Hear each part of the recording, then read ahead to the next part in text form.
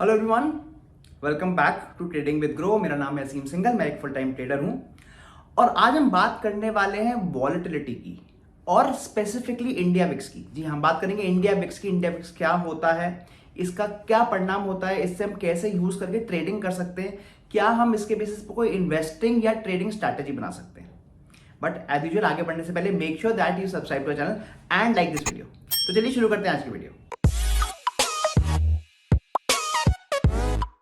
Budget के बाद हमने नोटिस किया है कि जो वॉल्टिलिटी है स्टॉक मार्केट में वो बहुत ज़्यादा बढ़ गई है। मतलब जो स्टॉक है बहुत तेजी से ऊपर और नीचे कर रहा है, काफ़ी स्पाइक्स आ रही हैं और काफ़ी बार देखा गया कि जब वॉल्टिलिटी बढ़ जाती है तो अगर हम ट्रेडिंग करते हैं तो लॉसेस के चांसेस भी बढ़ जाते हैं।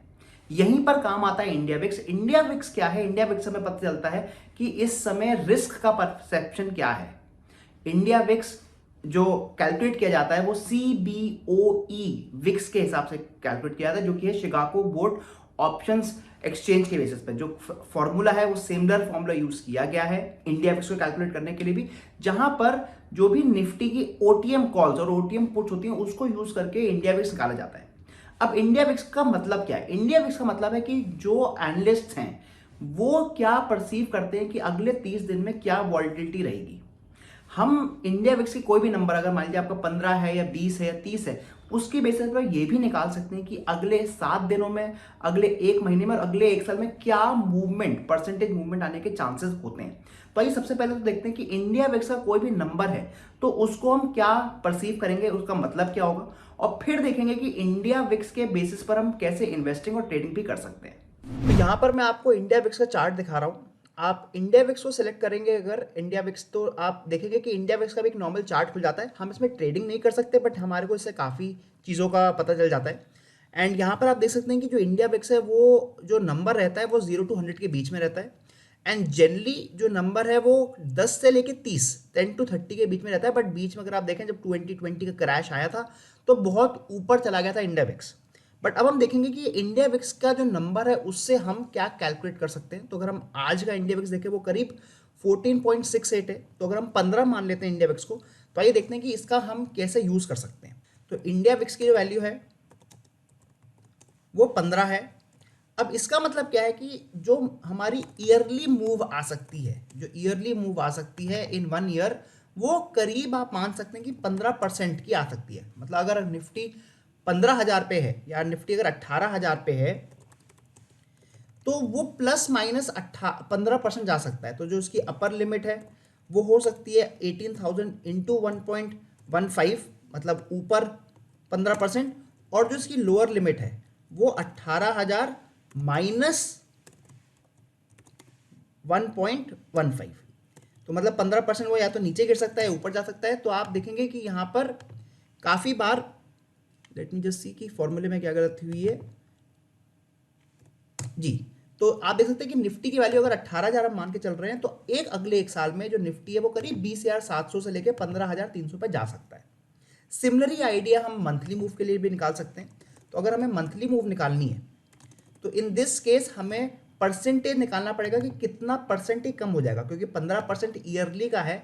तो मंथली फाइंड करने के लिए हमें, क्योंकि 1 साल में 12 महीने होते हैं, तो हमें स्क्वायर रूट ऑफ 12 करना पड़ेगा पहले। तो हमने स्क्वायर रूट निकाल लिया और उसके बाद इस 15% का हमने 12 से डिवाइड, 3.4 से डिवाइड कर दिया, तो आपका 4% का रिजल्ट आता है। मतलब 1 महीने में जो इस समय निफ्टी मूव कर पा रही है वो करीब 4.3% मूव कर सकती है। सिमिलरली अगर हमें वीकली देखना है तो हमें एक साल में हमारी 52 वीक्स होती हैं, तो हमारे को स्क्वायर रूट ऑफ 52 करना पड़ेगा। एंड सिमिलरली जैसे हमने अभी लास्ट टाइम किया 15% डिवाइड बाय 7.2, जो कि करीब 2% होता है। तो मतलब एक हफ्ते में करीब 2% की अप या डाउन मूव हो सकती है। एंड फाइनली अगर हमें डेली मूव देखनी है निफ्टी की तो हम यहाँ पर स्क्वायर रूट ऑफ 365 कर लेंगे। एंड इन दिस केस जो हमारा रिजल्ट आएगा फॉर डेली मूव वो आ जाएगा 15% डिवाइड बाय ये, जो कि करीब 0.78%, 1% से भी कम है।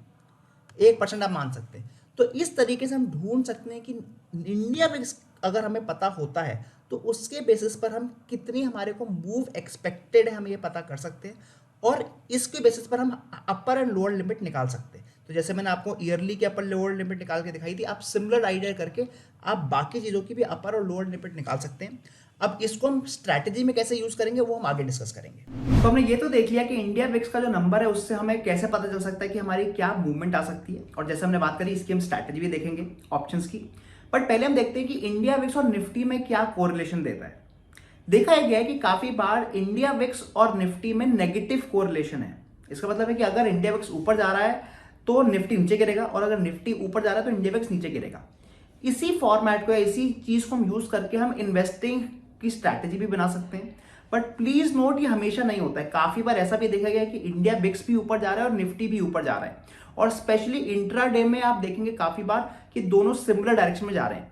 तो इसलिए हम कभी भी इंडिया विक्स को यूज करके इंट्राडे स्ट्रैटेजी नहीं बनाएंगे। मतलब हम इंडिया विक्स पे फॉर एग्जांपल मूविंग एवरेज नहीं लगाएंगे और उसके बेसिस पर हम उल्टा ट्रेड निफ्टी पे नहीं लेंगे, बिकॉज काफी बार जैसे मैंने कहा देखा गया है कि इंडिया विक्स और निफ्टी सिमिलर डायरेक्शन में चले जा सकते हैं। But on a very bigger level, मतलब अगर हम बड़े टाइम फ्रेम पे देखें, वीकली टाइम फ्रेम पे देखें, तो आप देखेंगे कि हाँ, इंडिया विक्स और निफ्टी एक नेगेटिव कोरिलेशन देखते हैं। तो आइए मैं आपको इंडिया विक्स और निफ्टी के चार्ट दिखाऊंगा साथ में, और ये भी हम डिस्कस करेंगे कैसे हम इंडिया विक्स को यूज करके इन्वेस्टिंग की स्ट्रैटेजी बना सकते हैं। तो देखते हैं कि निफ्टी और इंडिया विक्स में क्या कोरिलेशन है, क्या वो नेगेटिवली कोरिलेटेड है भी कि नहीं।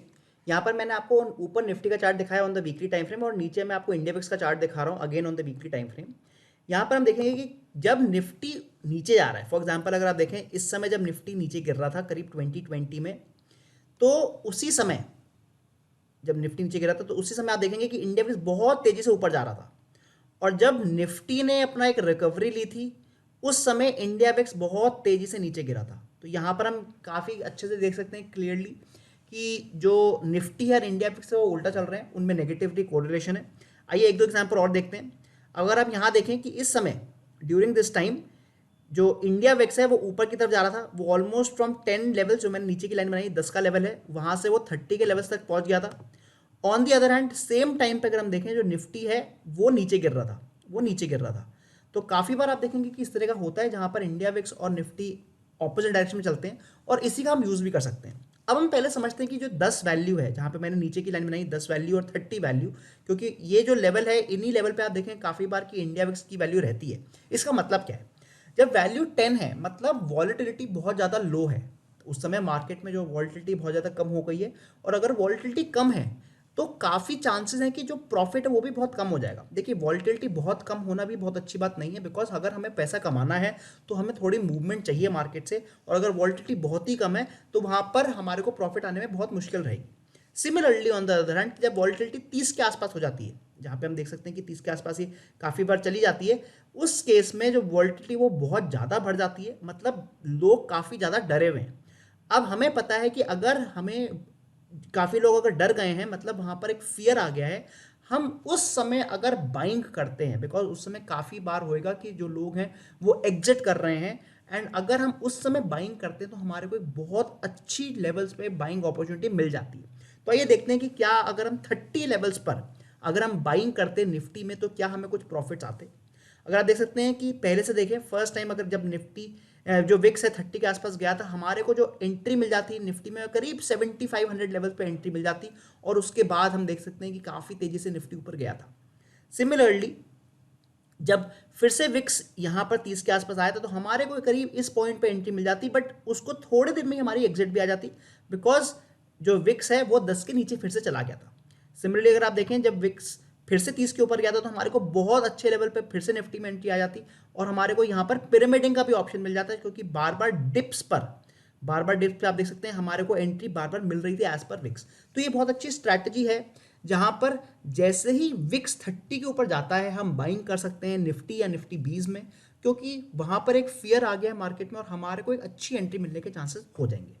तो हमने ये तो देख लिया कि हम इंडिया विक्स को यूज करके हम इन्वेस्टमेंट कैसे कर सकते हैं, किस पॉइंट पे हम एंट्री ले सकते हैं निफ्टी या निफ्टी 20 में, और कब एग्जिट ले सकते हैं। बट अब हम एक ट्रेडिंग स्ट्रैटेजी भी बात करेंगे एंड ऑप्शंस की हम बात करने वाले हैं। तो मान लीजिए जब नई एक्सपायरी शुरू हो रही है, मतलब नई मंथली एक्सपायरी जब शुरू हो रही है, जो कि इस बार 27 जनवरी की थी, उस दिन का जो क्लोजिंग प्राइस था वो करीब 17,600 का था। तो 17,600 के बेसिस पर अगर हम ट्रेड करते तो हमें कैसे पता चलता कि हमारे को कौन सा आयरन कॉन्डर या स्ट्रैंगल बेचना है और अगर हम वो कर चुके होते तो क्या हमारा प्रॉफिट और लॉस आ रहा होता, तो आइए वो डिस्कस करेंगे। तो 17,600 का प्राइस लेके चलते हैं, बिकॉज 27 जनवरी को जो प्राइस था निफ्टी का वो करीब 17,600 का था। एंड जैसे कि हमने देखा कि जो इंडिया विक्स चल रही है वो करीब 14.7 के आसपास चल रही है। तो बेस्ड ऑन दैट जो हमारा रिजल्ट आ रहा है कि कितनी परसेंट मूव हो सकती है इन एक मंथ में, वो करीब 4.2% का आ रहा है। तो इसके बेसिस पर हम अपनी अपर लिमिट निकाल सकते हैं। जो अपर लिमिट आ रही है वो हमारी आएगी 17,600 मल्टीप्लाइड बाय 1 प्लस 4.2%। इतनी मूवमेंट आने के चांसेस हैं on the upside.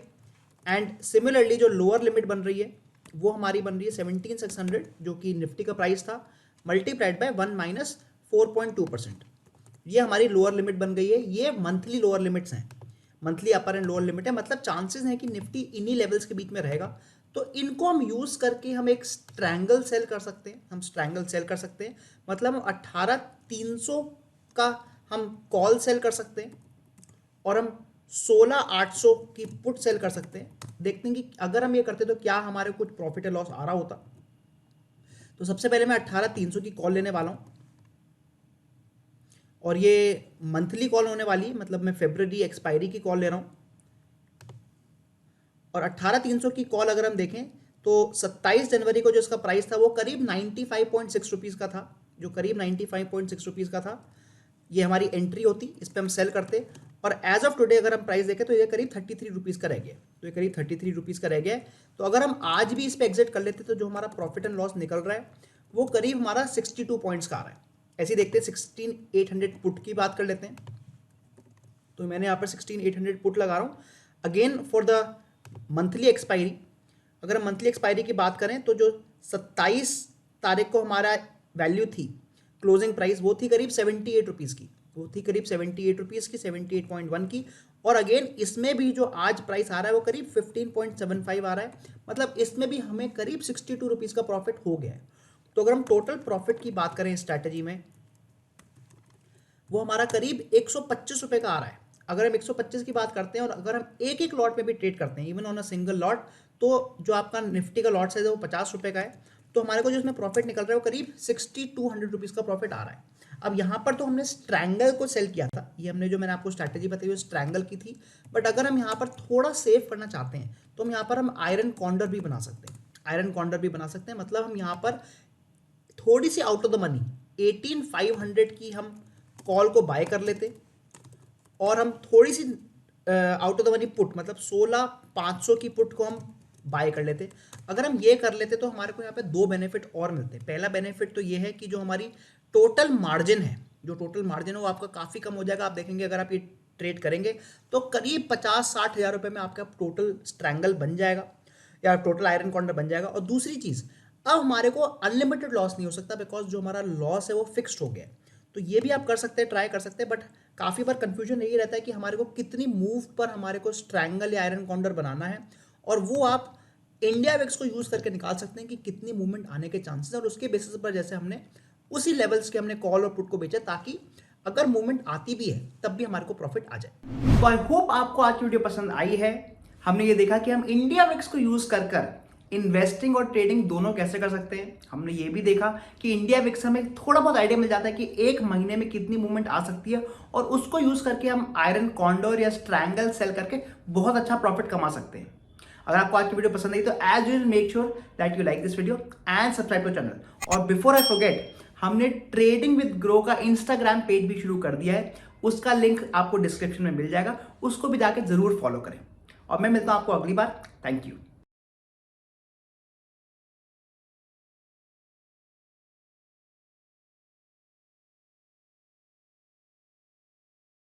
Investment in securities market are subject to market risks. Read all the related documents carefully before investing. Please read the risk disclosure documents carefully before investing in equity shares, derivatives, mutual fund, and or other instruments traded on the stock exchanges.